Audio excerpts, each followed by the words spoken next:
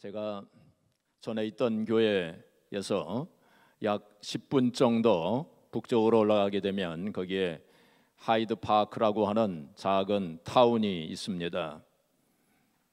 이 하이드 파크라고 하는 타운은 작은 타운이긴 하지만은 미국에서 꽤 유명한 타운입니다. 왜냐하면 거기에 FDR, 프랭클린 디 루스벨트 대통령의 생가가 있어요. 그 루스벨트 대통령이 거기서 태어났고 또 거기서 자랐고, 그리고 대통령 시절에도 거기에서 많이 시간을 보낸 곳입니다. 그리고 거기에 묘소까지 있어요. 그리고 박물관도 크게 만들어 놨습니다. 그래서 여러분들이 시간이 되시면 꼭 한번 가보시길 바랍니다. 여기서 약 2시간이면 충분히 가실 수 있는 거리예요. 입장료를 내셔야 되는데 입장료를 냈을 때 제 이름을 대시면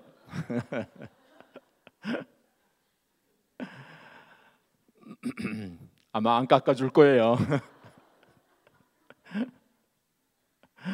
근데 입장료를 내시고서라도 가볼 만한 충분한 가치가 있는 곳입니다. 아주 잘 해놨어요. 집도 굉장히 큽니다.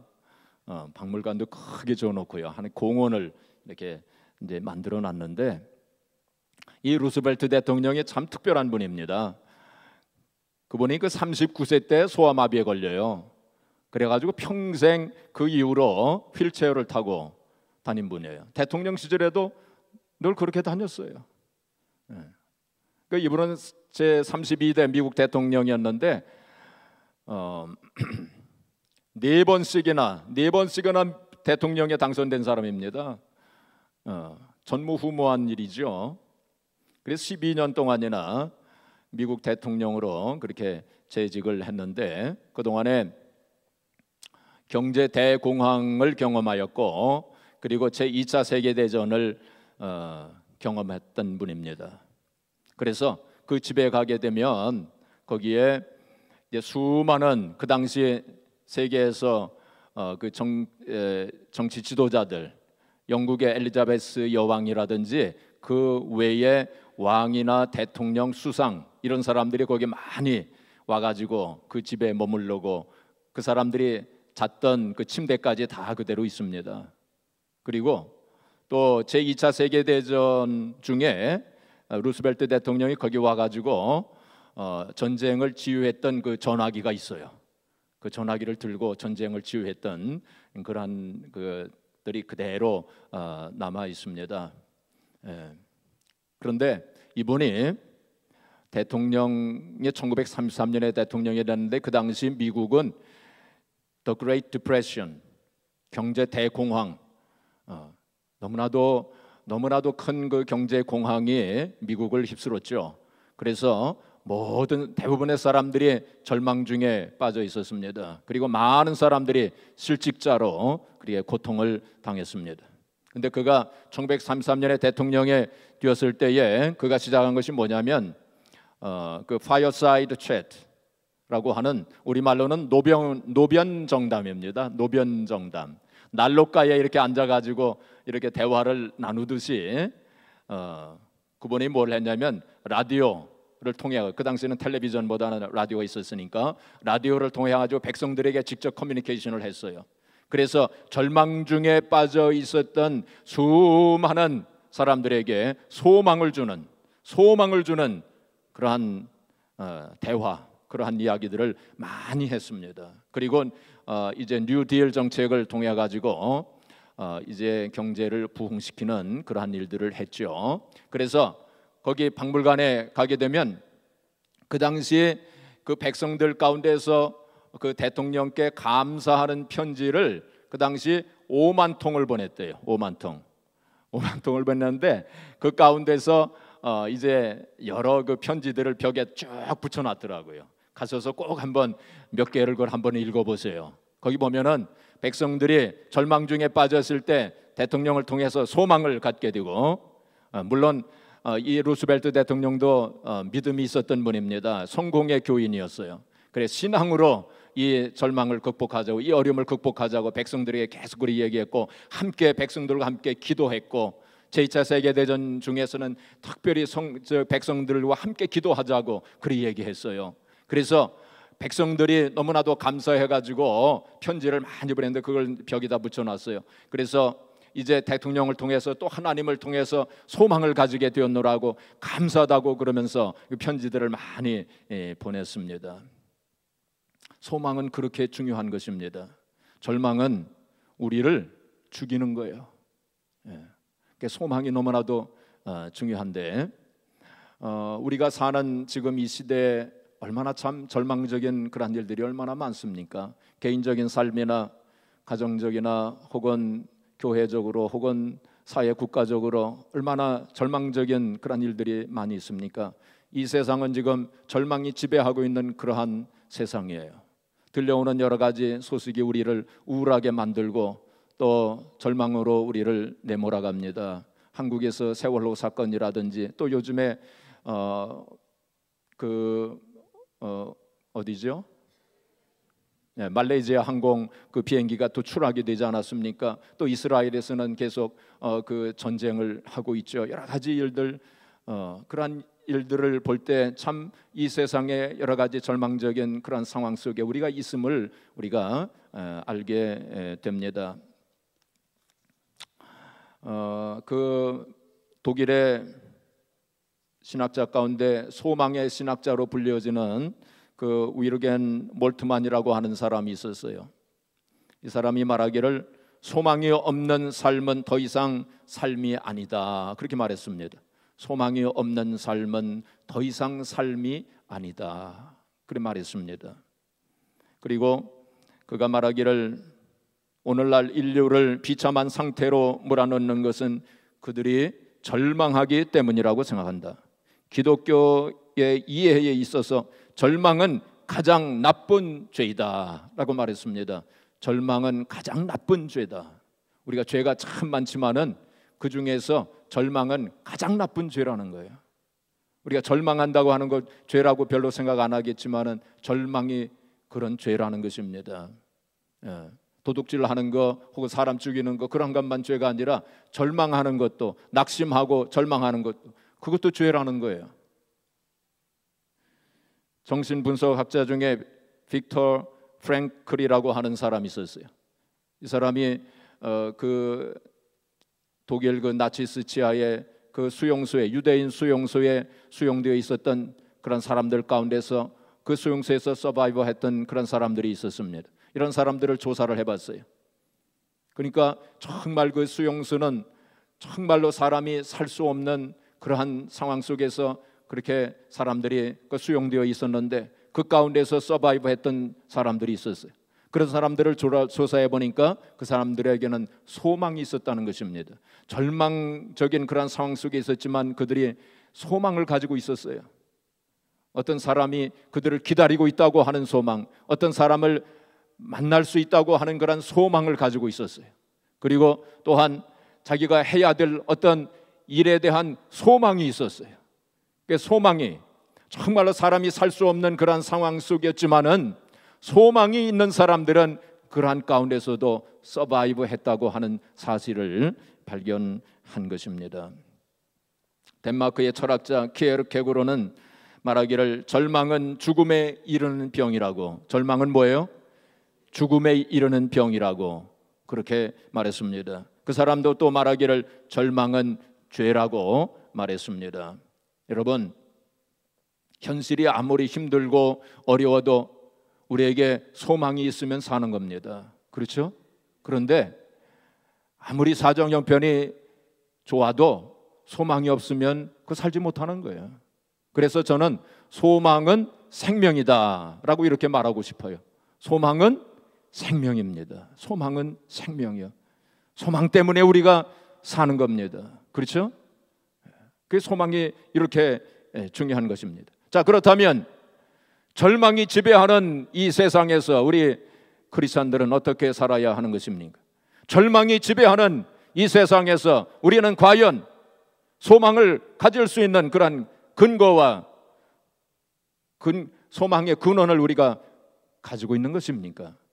우리도 그냥 세상 사람들처럼 절망하고 낙심하고 한탄하고 탄식하면서 살아야 하는 것입니까?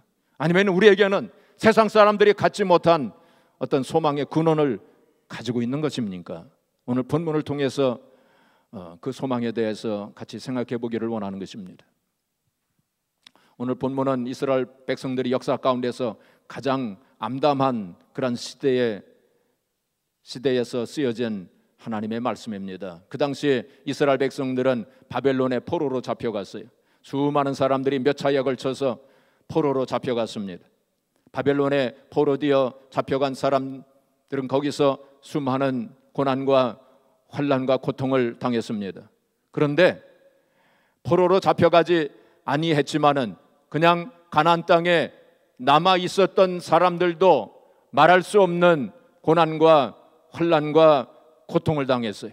수많은 사람들이 살육을 당하고 학살을 당하는 그런 장면을 목도했습니다. 수많은 사람들이 포로로 잡혀가는 그러한 일들을 목도했습니다. 이스라엘 백성들은 절망 중에 통곡했습니다. 에레미야 선지자도 많이 울었습니다. 많이 통곡했습니다. 그래서 에레미야 선지자의 별명이 뭐냐면 눈물의 선지자예요. 눈물의 선지자. 많이 눈물을 흘렸어요. 그래서 오늘 이제 에레미야 애가 3장에 보게 되면 여기 이런 말씀이 있습니다. 1절에 보시면 여호와의 분노의 매로 말미암아 고난당한 자는 나로다. 여기 에레미야 선지자는 민족이 당하는 고통, 백성들이 당하는 그 환난을 자기가 겪고 있는 것처럼 그렇게 표현을 했습니다. 2절에 보시면 나를 이끌어 어둠 안에서 걸어가게 하시고 빛 안에서 걸어가지 못하게 하셨으며 종일토록 손을 들어 자주자주 나를 치시는도다. 나의 살과 가죽을 쇠하게 하시며 나의 뼈들을 꺾으셨고 고통과 수고를 쌓아 나를 애우셨으며 쭉 그런 말씀들이 계속되고 있습니다.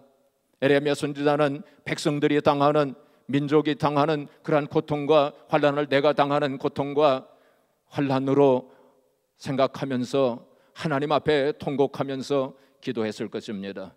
여기 19절에 보시면 내 고초와 재난 곧 쑥과 담즙을 기억하소서. 내 마음이 그것을 기억하고 내가 낙심이 되오나 라고 고백했습니다. 에레미야 선지자도 인간이었기 때문에 낙심이 되었다는 것입니다. 이러한 상황 속에서 절망이 되었다고 고백을 했습니다. 우리가 이 세상 살아가면서 에레미야 선지자처럼 참 개인적인 삶이나 가정적인 삶에 있어서 혹은 사회 국가적인 여러 가지 재난과 여러 가지 재앙이 생겨나고 여러 가지 크고 작은 문제 가운데서 우리도 낙심하고 절망할 때가 참으로 많이 있습니다.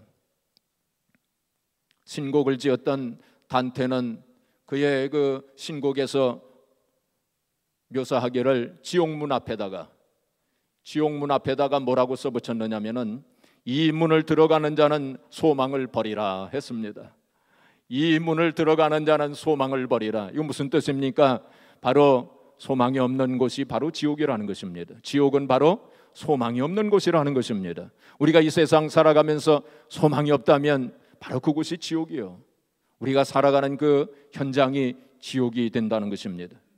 아까 말씀드린 루스벨트 대통령이 1930년대 미국 경제 공황 시에 말하기를 불황보다 더 두려운 것은 낙심과 절망입니다. 우리가 소망을 갖는다면 불황은 두렵지 않을 것입니다. 그래서 소망을 역설했어요. 소망을 함께 가지자고. 우리가 하나님을 믿는 백성들이기 때문에 우리는 소망의 근거가 있다고, 소망의 이유를 우리는 가지고 있다고 하면서 백성들로 하여금 소망을 가지라고 역설했어요.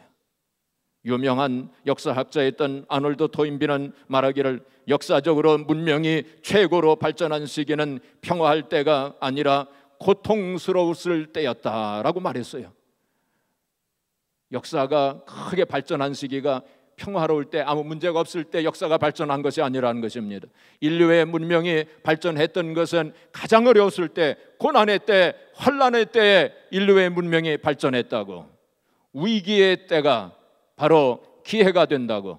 우리가 절망스러운 상황 속에 있을 때 그것을 우리가 절망을 잘 극복하게 되면 바로 그것이 기회가 되는 것이라고 그렇게 역설했습니다. 1979년 8월 30일 날 당시 대통령이었던 카터는 에모리 대학교에서 연설을 했는데 뭐라고 얘기했냐면, 위기는 각성을 낳고 각성은 참신하고 창조적인 방향을 낳는다 라고 했습니다. 위기를 우리가 잘 통과하게 되면은 바로 그걸 통해서 새로운 창조적 기회가 생긴다, 그렇게 얘기했어요.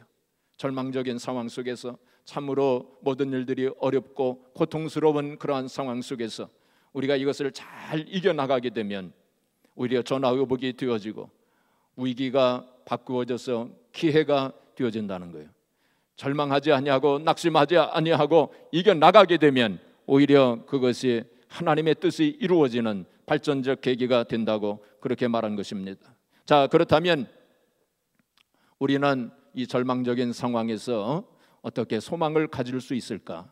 에레미야 선지자는 그 절망적인 상황 속에서 어떻게 소망을 가지게 되었는가? 오늘 본문을 통해서 함께 생각해 보겠습니다. 첫째로 여기 21절에 보시면 이것을 내가 내 마음에 담아두었더니 그것이 오히려 나의 소망이 되었사오면, 그렇게 고백을 했습니다. 내 마음에 담아두었더니 그것이 소망이 되었다고.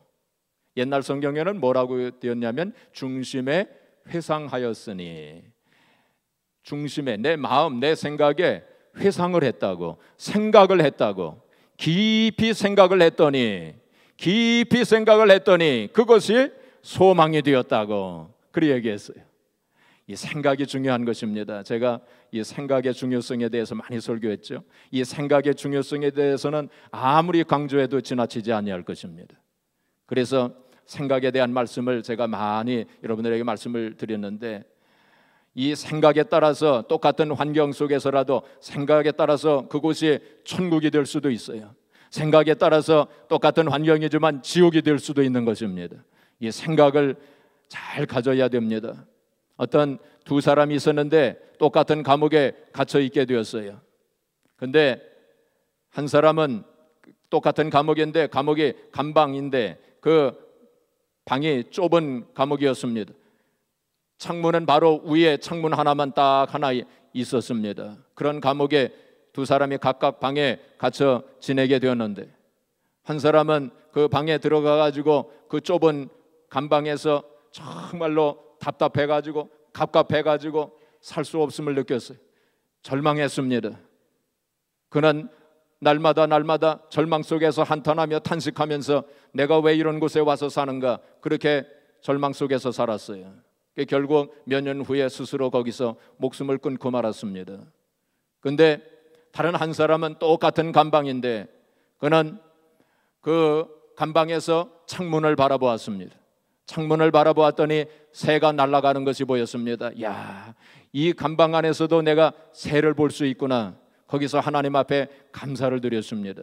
밤이 되니까 밤하늘을 창문을 통해서 바라봤을 때 별이 보였습니다. 야, 이 감방 안에서도 내가 별을 볼 수 있구나. 하나님 앞에 감사를 드렸습니다. 그리고 그 다음날 보니까 그 창문 밖에 조그만 풀잎이 솟아오르는 것을 보았습니다. 야, 여기서도 풀잎이 있구나. 풀잎을 볼 수 있구나. 그런데 그 풀잎이 날마다 자라더니 꽃을 맺었습니다. 야, 이 감방에서도 내가 꽃을 볼 수 있다니 얼마나 감사한 일이냐. 하나님 앞에 감사와 찬양을 드렸어요. 몇 년 후에 그 사람은 시인이 돼가지고 그 감옥에서 나왔다는 것입니다. 똑같은 환경인데, 그렇죠? 한 사람은 스스로 목숨을 끊었고 한 사람은 거기서 시인이 돼서 정말로 하나님을 찬양하면서 나왔던 것입니다. 우리가 생각 먹기에 따라서, 생각을 어떻게 하느냐에 따라서 우리 인생은 달라지게 되는 거예요. 에레미야 선지자는 절망적인 상황이었지만은 거기서 생각을 했습니다. 무슨 생각을 했을까요? 하나님께 대한 생각을 했다는 것입니다. 하나님을 깊이 바라보면서 하나님을 생각했어요. 여러분, 하나님을 바라보세요. 어떤 상황과 형편 속에서도 전능하신 하나님, 살아계신 하나님을 바라보세요. 문제를 바라보지 마시고요, 환경을 바라보지 마시고요, 이 문제를, 이 어려움을 능히 해결해 주실 수 있는 전능하신 하나님을 늘 바라보시길 바랍니다. 왜냐하면 우리의 소망의 근원은 누구에게 있느냐? 하나님께 있기 때문이에요. 오늘 24절 말씀 보시면은 내 심령에 이르기를 여호와는 나의 뭐라고 그랬어요? 기업이시라고. 하나님은 나의 기업이시라고 그러게 고백했어요. 이 기업이라고 하는 것을 좀 쉽게 이야기한다면 생계수단이라는 뜻입니다. 좀 이상하게 들릴지는 몰라도 하나님이 나의 생계수단이니 무슨 뜻입니까? 하나님 때문에 내가 산다는 것입니다. 우리 하나님 백성들은 하나님 때문에 사는 거예요. 세상 사람들은 자기 지식과 지혜와 자기의 힘과 능력 가지고 혹은 세상 배경 가지고 그렇게 살지만 그게 생계수단이지만 우리는 하나님 때문에 사는 줄로 믿습니다. 바로 하나님이 우리의 영원한 기업이 되시기 때문에. 그래서 에레미야 선지자는 그 절망적인 상황 속에서 하나님을 바라본 거예요. 하나님을 생각한 것입니다. 바로 그 가운데서 바로 소망을 가지게 되었느라고 그렇게 고백한 것입니다. 다윗도 마찬가지로 똑같은 고백을 했어요. 시편 39편 7절에 보시면 주여 내가 무엇을 바라리요 나의 소망은 주께 있나이다. 그렇게 고백했어요.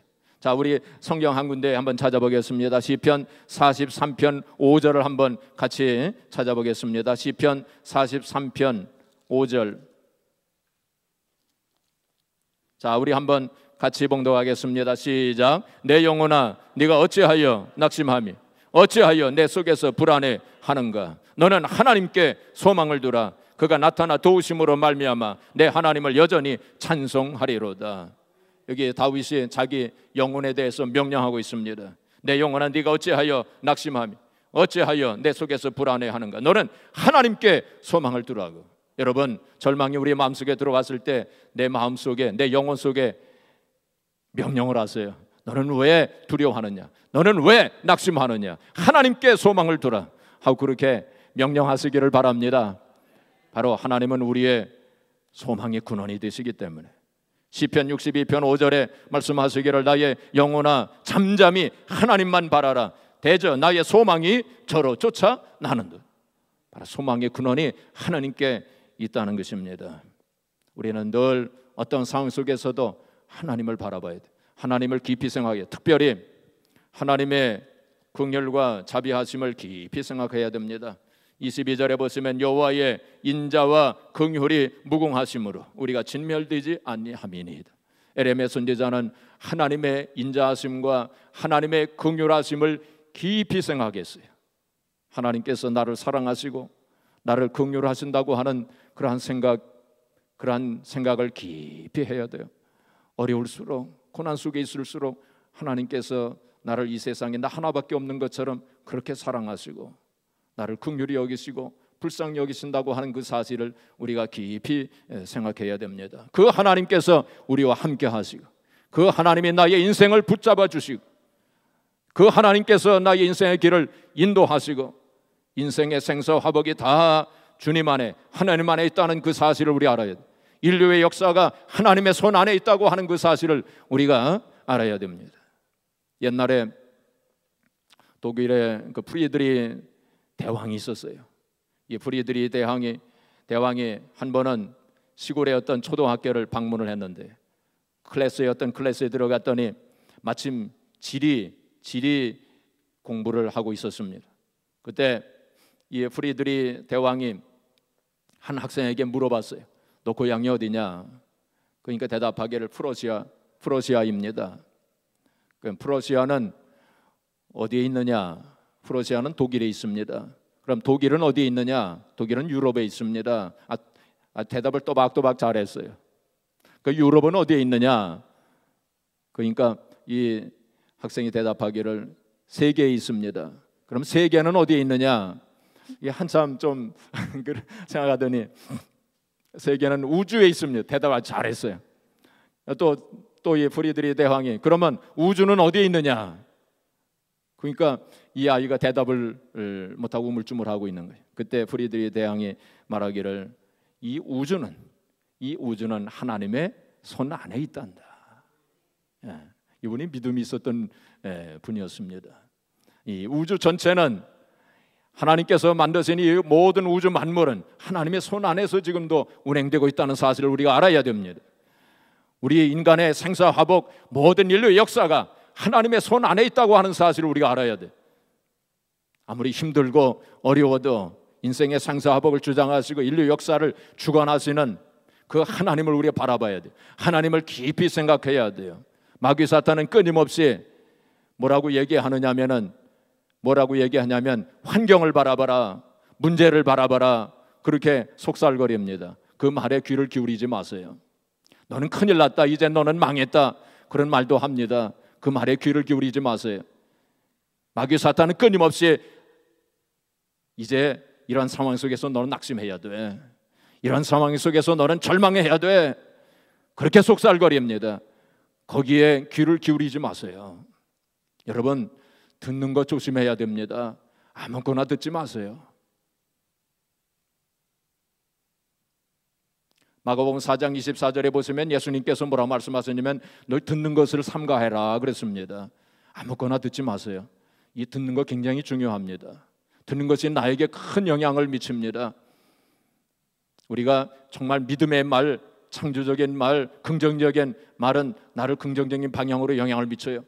그러나 잘못된 것, 부정적인 것, 파괴적인 것, 불신앙적인 것 자꾸 들으면 나를 그러한 방향으로, 나쁜 방향으로 나를 그렇게 몰아갑니다. 영향을 미쳐요. 그렇기 때문에 듣는 거 조심해야 됩니다. 어떤 회사에서 어떤 남자 사원 셋이 좀 장난기가 발동이 돼가지고 장난을 좀 하기로 했어요. 그래가지고 어떤 여자 사원이 출근하는데 그 세 남자 사원 가운데서 하나가 그 여자 사원한테 가서 어디 아파요? 어디 얼굴이 굉장히 안 좋아 보이나요? 하고 그렇게 얘기했습니다. 그 여자 사원이 아무렇지도 않은데요. 그렇게 대답은 했지만 뭔가 마음에 좀 이렇게 남았어요. 조금 있다가 두 번째 남자 사원이 또 가서 말하기를 아니 어디 굉장히 아픈 것 같아요. 얼굴이 굉장히 안 좋은데요. 하고 또 얘기를 했어요. 여자가 아니 뭐 괜찮은데요 하면서 이렇게 대답은 했지만은 마음에 좀 이렇게 많이 남았어요. 그러면서 내가 정말 아픈가? 그리고 생각해 보니까 조금 뭐 아픈 것 같기도 하고 이제 그랬어요. 근데 조금 있으니까 또 그 세 번째 남자가 와가지고 어디 굉장히 아픈 것 같아요. 그 의사한테 가봐야 되겠는데요 하고 이렇게 얘기를 했어요. 이게 정말 아프기 시작을 한 거예요. 그래서 그 여자 사원이 조퇴를 했답니다.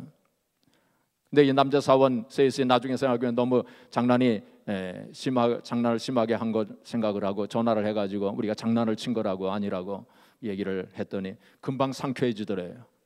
그래가지고 다시 회사에 나왔다는 것입니다. 그렇게 우리가 어떤 말을 듣느냐 이게 중요한 거예요. 우리가 어떤 사람들에게, 자녀들에게, 가족들에게 혹은 교우들에게 어떤 말을 해주느냐 그거 중요합니다. 또 내가 어떤 말을 가려서 들을 것인가. 마귀 사탄은 끊임없이 파괴적인 거, 부정적인 거, 불신앙적인 거 그런 이야기들을 많이 하는데 우리가 거기에 귀를 기울이지 마세요. 다른 사람들이 나에게 하는 부정적인 이야기도 듣지 마세요. 그래서 우리가 긍정적이고 신앙적인 그런 말을 우리가 많이 들어야 돼요. 우리가 특별히 하나님의 말씀을 많이 들어야 됩니다. 하나님 말씀을 듣고 읽고 암송하고 묵상하고. 왜냐하면 하나님의 말씀 속에 소망이 있기 때문에, 하나님 말씀이 바로 우리의 소망의 근원이 되기 때문에, 그래 하나님 말씀을 많이 읽고 듣고. 요즘에 어떻습니까? 얼마나 하나님 말씀을 쉽게 들을 수 있어요. 얼마든지 우리가 라디오에서도 24시간 하나님 말씀을 들을 수 있어요. 텔레비전에서도 24시간 하나님 말씀을 들을 수 있어요. 인터넷을 들어가면 또 얼마나 많은 하나님 말씀들이 있습니까? 하나님 말씀들을 기회가 있는 대로 자꾸만 들으세요. 그리고 자꾸 묵상하세요. 로마서 10장 17절에 뭐라고 말씀했습니까? 믿음은 들음에서 나며 들음은 그리스도의 말씀으로 말미암았느니라. 그 말씀했어요. 하나님 말씀을 자꾸 듣게 되면 그 믿음이 생겨요. 또 소망을 가지게 됩니다. 내 마음속에 잘못된 생각이 들어왔다도, 낙심, 절망의 그러한 생각이 들어왔다가 하나님 말씀을 자꾸 듣게 되면은 그것이 물러가게 되고 우리의 마음속에 믿음과 소망으로 가득 채워지게 되는 것입니다. 그래서 하나님 말씀을 자꾸 들어야 돼요. 마지막으로 이제 오늘 본문 말씀 25절 26절 우리 한번 같이 봉독해 볼까요? 25절 26절 시작. 기다리는 자들에게나 구하는 영혼들에게 여호와는 선하시도다. 사람이 여호와의 구원을 바라고 잠잠히 기다림이 좋도다 말씀했어요. 무슨 말씀입니까? 기도에 대한 말씀이에요. 에레미야 선지자가 정말 절망할 수밖에 없는 그런 상황이었지만 그 가운데서 소망을 가지게 된 것은 기도의 힘입니다. 바로 기도했다는 것입니다. 기도하고 잠잠히 하나님의 도우심과 하나님의 구원을 기다렸다는 것입니다. 그때 그 마음속에 소망이 생기고 소망으로 넘쳐나게 되었다고. 바로 기도는 우리의 소망의 근원이에요. 기도의 능력이 있습니다. 제가 지난번에 수요예배 시간에 사탄의 고민이라고 하는 글을 읽어드린 적이 있어요. 얼마나 재미있던지 제가 참 그 글을 저도 그걸 보면서 얼마나 참 재미있었는지, 그리고 얼마나 참 의미심장한 그 말이 거기에 있는지. 사탄이 고민한다는 것입니다. 사탄이 기도하는 사람들 보면 고민한대요. 사탄이 기도하는 사람들 보면 짜증이 난답니다. 사탄이 기도하는 사람들 보면 정말 싫다는 거예요. 그런데 기도하는 사람들을 어떻게 할 수가 없다는 것입니다. 그걸 안 들으신 분들은 그 우리 교회 웹사이트 들어가셔서 수요 예배 그 강의 설교를 꼭 들으시길 바랍니다. 기도는 그런 능력이 있어요. 기도할 때 우리의 마음속에 소망이 생겨나게 됩니다. 기도의 소리가 끊어지지 않을 때 거기 소망이 있어요. 기도하는 가정은 소망이 있습니다. 기도하는 교회는 소망이 있습니다. 기도하는 민족에게는 소망이 있어요. D.L. 무디가 말하기를 자녀들이 아버지를 부를 때에, 아빠를 부를 때에 세 가지가 있답니다. 자녀가 아빠를 부를 때 아빠 하고 이렇게 부르는 거는 그냥 심심해가지고 그냥 한번 불러본 거래요. 그럴 때는 아빠가 대답을 안 해도 된답니다. 두 번째, 아빠 여기 좀 보세요 하고 이렇게 말했을 때는 조금 관심을 가져야 된다는 것입니다. 그런데 아빠! 깜짝 놀랐었죠. 하고 부르면은 그 아빠가 어떻게 하겠습니까? 만사 제쳐놓고 달려간다는 거예요. 우리가 기도할 때 바로 그런 마음으로, 그런 심정으로 기도해야 될 줄로 믿습니다. 주님께서 기도에 대해서 가르쳐 주실 때 뭐라고 말씀하셨습니까? 어떤 사람이 떡 세 덩이를 빌리기 위해서 한밤중에 가서 문을 두드리는 것처럼 그렇게 기도해라. 예수님 그렇게 기도에 대해서 가르쳐 주셨어요. 또 기도에 대해서 가르쳐 주실 때에 억울한 일을 당한 과부가 불의한 재판관에 가서 호소하듯이 그렇게 기도해야 된다고 그렇게 말씀했어요. 우리 기도할 때 물론 묵상으로 기도할 때도 있지만은 우리가 정말 부르짖어서 간구하면서 정말 하나님 도와주시지 아니하시면 저는 살 수가 없습니다. 하나님 도와주시지 아니하시면 저는 죽습니다. 그런 마음으로, 그런 심정으로 우리가 기도해야 돼요. 그럴 때 우리가 환경을 이기는 거예요. 그럴 때 우리가 문제를 이기는 거예요. 그럴 때 우리가 사탄의 세력을 이기고 바로 소망을 가지게 되는 것입니다. 사랑하는 성도 여러분, 우리는 정말 절망이 지배하는 이 세상에서 살고 있는데 우리 크리스찬들은, 우리 하나님의 백성들은 이러한 상황 속에서도 소망을 가질 수 있는 특권을 가진 사람들입니다. 우리가 어떤 상황 속에서도 힘들고 어렵고 참 절망적인 그런 상황 속에 있을 때에도 전능하신 하나님, 살아계신 하나님을 늘 바라보세요. 또한 하나님의 긍휼하심과 하나님의 자비하심을 늘 생각하세요. 그리고 하나님의 말씀을 듣고 읽고 하나님 말씀을 묵상하고 암송하세요. 왜냐하면 하나님의 말씀 속에 소망이 있고 하나님 안에 소망이 있고 또 기도하세요. 부르짖어 간구하세요. 바로 기도 속에 소망이 있어요. 소망의 근원이 있어요. 그래서 여러분, 우리 인생 살아갈 때 참 힘들고 어려워도 낙심 절망하지 마시고, 절망은 죄라고 했습니다. 절망하지 마세요. 낙심하지 마세요. 하나님께 범죄하지 마세요. 우리는 범죄할 이유가 없는 사람입니다. 우리는 이 절망을 이기고 승리하심으로 그래서 하나님 앞에 영광을 돌리시고 또 하나님의 영광을 보는 저와 여러분들이 되어지기를 주님의 이름으로 축복합니다.